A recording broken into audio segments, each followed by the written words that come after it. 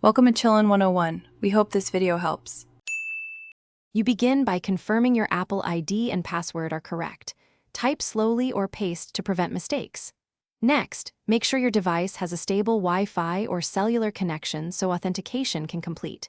Once connected, open Settings on iPhone/iPad or System Preferences on Mac, or navigate to iCloud.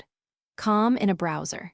Now tap or click Sign In and enter your Apple ID email. This starts the authentication flow and triggers any two-factor prompts if enabled. Once you submit your password, watch for two-factor authentication prompts. Apple will ask you to verify using a trusted device or a phone number.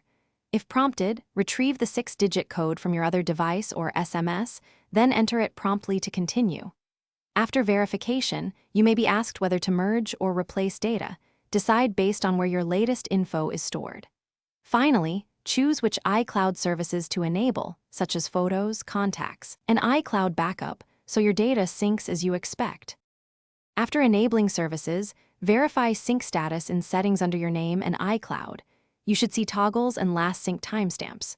Once done, open an app like Photos or Notes to confirm data appears.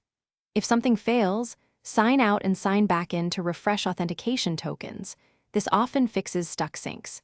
Make sure to reset your Apple ID password if you suspect compromise, or contact Apple ID support when account is locked. That single troubleshooting step resolves many persistent access issues. Thanks for watching. Consider subscribing if we helped you.